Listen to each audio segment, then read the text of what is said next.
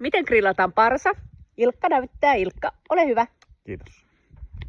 Unohtakaa ne napsautukset sun muut, vaan veitsellä tästä aavistuksen leikkaa kantaa pois niin, että se mehevä osa alkaa tosta.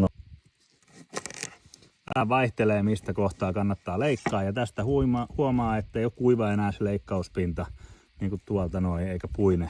Sitten maustetaan öljyllä ja suolalla ja pyöräytellään niitä hetki tässä tasaisesti, saadaan suolaa ja öljy siihen pintaan. Näin. Grilli saa olla tosi kuuma ja suoraan hiiloksen päälle laitetaan parsat. Ja näähän on aika ohuita, niin nää ei kauaa kestä kypsyä. Riittää suunnilleen kun kerran kääntää ja mikä ei ole tyhmempää kuin semmonen löysä ylikypsä parsa. Täytyy jäädä vähän napakkuutta. Sitten maustetaan lopuksi vähän musta pippuria, sitruunaa ja sitten vähän juustoa. Voi käyttää parmesaania, tässä on cheddaria, kotimaista cheddaria ja ei muuta kuin grillit kuumaksi.